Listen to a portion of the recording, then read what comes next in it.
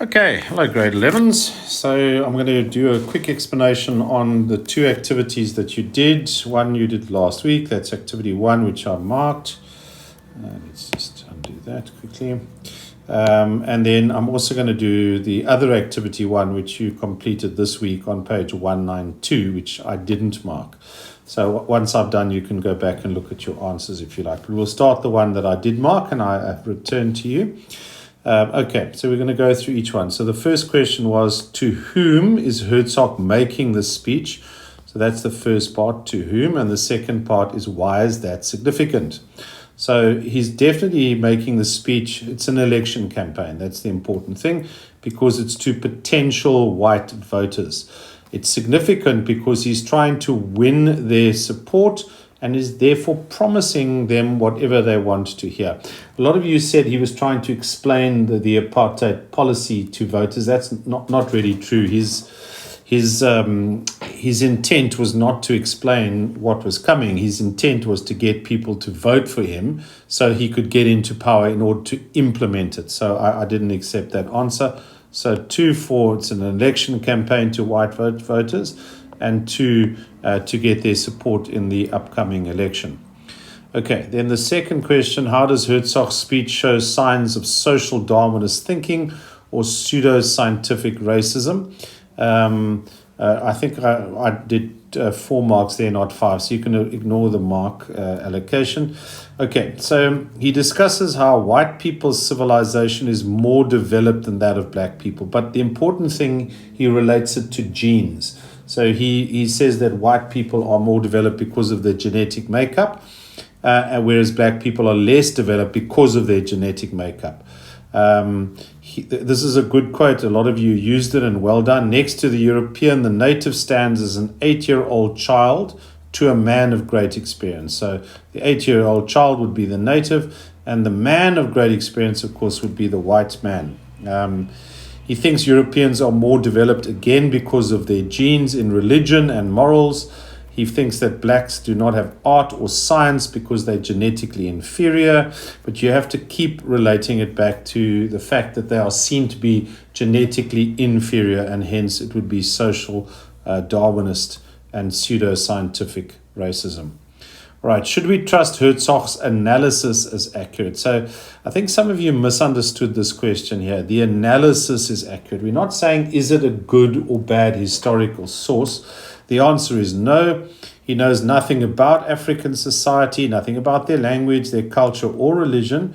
He's trying to justify his party's policies, and he's trying to assuage the fears of white voters and promise them ridiculous things. So most definitely no, but then for the other 2 marks, you have to explain why. Okay, let's go on to question 4. Use source C. Just to remind you, you can have another quick look. Source C was the extract from Monica Wilson, which describes the situation of Afrikaans-speaking whites in the growing urban areas. Okay, so to explain why white workers wanted the government to continue job reservation as shown in Source B. Source B was the picture of the white workers on strike or holding up placards to enforce job reservation strictly. So we start off with Source B. In Source B, white workers are shown to be in direct competition for jobs with black workers, holding up placards to that extent. They had to compete as unskilled laborers with colored and African workers. Many were farm people who had come to towns with no training for the urban environment. Most were Afrikaans speaking, and towns within, and the economy was dominated by English speakers. So you've got to first equate Source B, which shows striking white workers or white workers holding up placards, and then Source C, the fact that it was to try to protect the unskilled Afrikaans white labor. Right, then you were asked to analyze Source D. That's the cartoon of Herzog punching a black man whose hands are tied behind his back. So you were asked to analyze Source D and use your knowledge to explain why the cartoonist had drawn the black man as unable to defend himself. Okay, so there's two parts to this. So the first part is that working class black people had, or no black people had, voting rights. There was no voting rights for black people. So that's immediately why they couldn't fight back. But there's a second part here as well. Economically, they were at a huge disadvantage because of the Color Bar Act. And that's why there's a label on the rope that holds his hands that says Color Bar Act. So they couldn't vote and have their say. That tied their hands behind their back. And the color bar, which reserved certain jobs for whites, it just made them even more defenseless. So I wanted both of those for the 4 marks. Use source E then to explain. Source E was the map of the 1913 Land Act. Use source E to explain the impact of the 1913 Land Act. I accepted a few different answers here. The Land Act meant that blacks could only own 7% of the land in South Africa, and they were largely restricted to living in the reserve areas unless they had a job in a white South Africa, in which case they'd need a pass. This created economic dependence, but it meant that they couldn't have economic independence. And as the reserves became overcrowded and unproductive, they were forced to partake in migrant labor.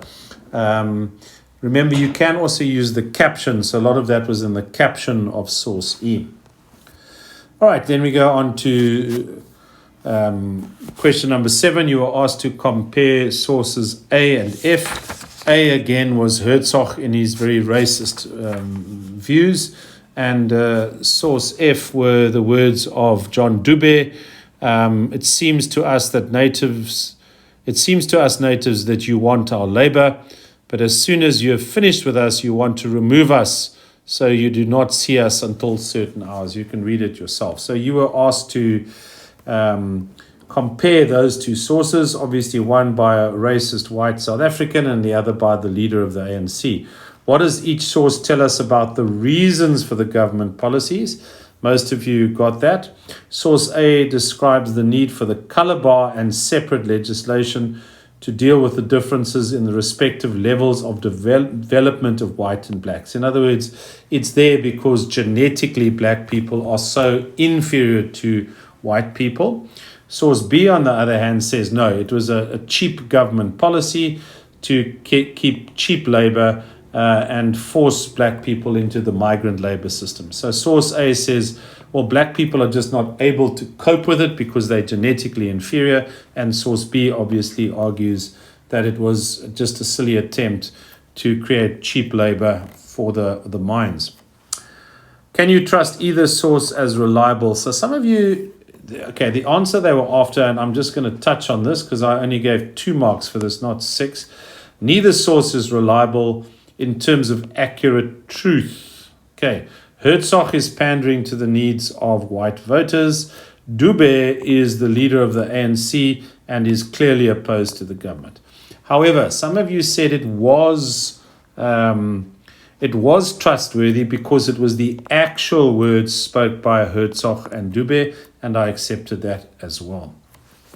Right, number 8, explain why the government set up segregated administrative, legal, and political systems for Africans.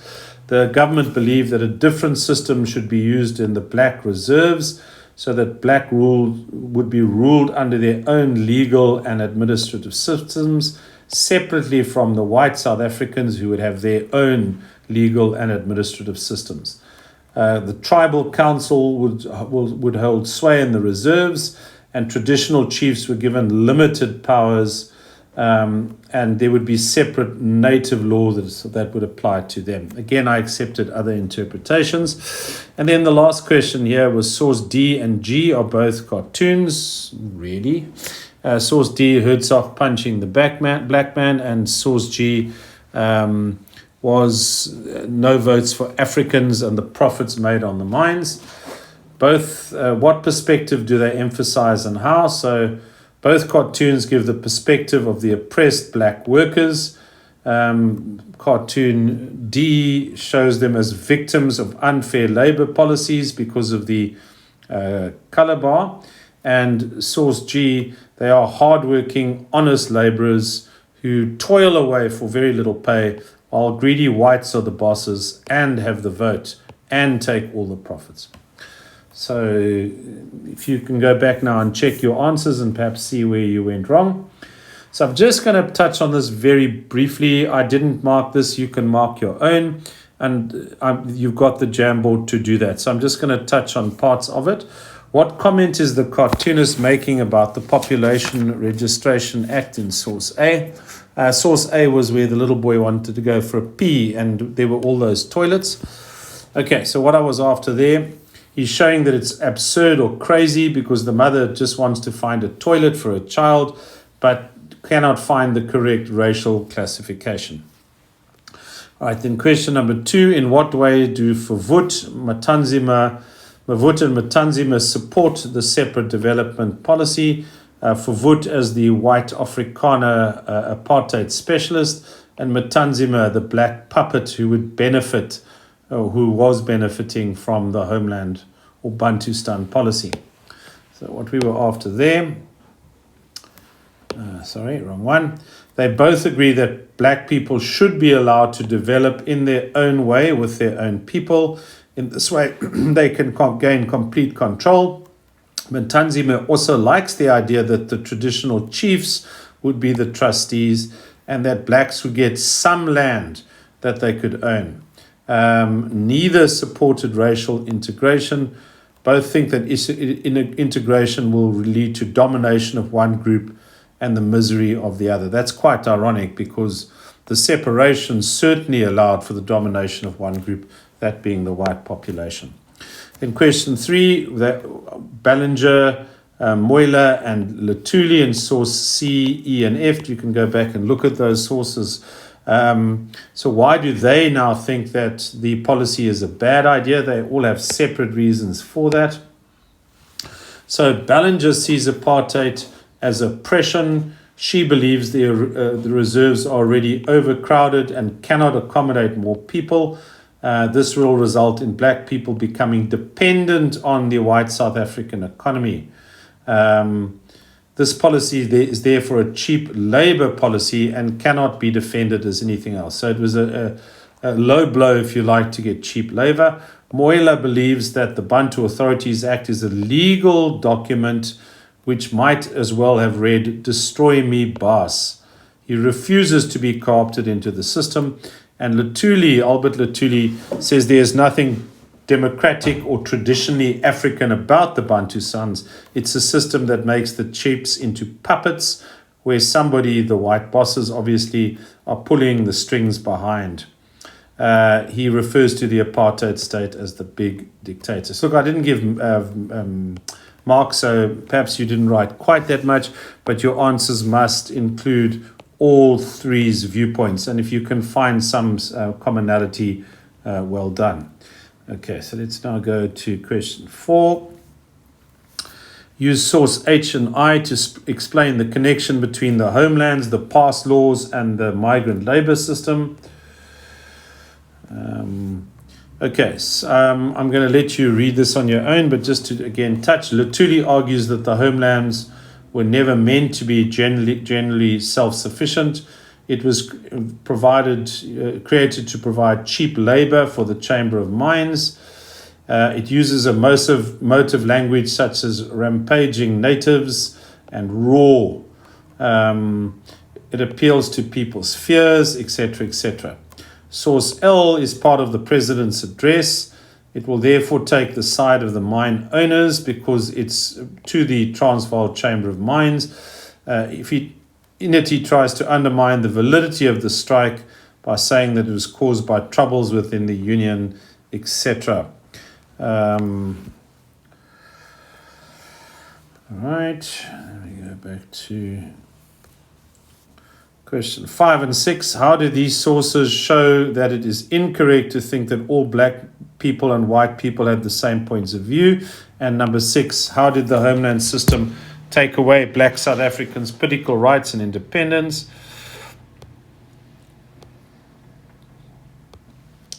Okay, so none of the parties concerned shown any real acknowledgement or understanding of the other side's position. They both believed they were right. They all wanted to defend their own perspectives as the correct one and showed little sense of negotiating and no sense of compromising. For change to happen, there would need to be negotiation and compromise, and that was not going to happen until some sort of collaboration took place. Let's go back here quickly.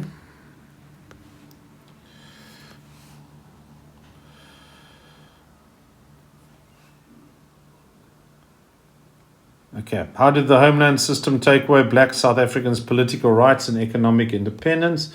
I'm just intrigued as to why I've got a question 7 here. I hope there isn't a question 7.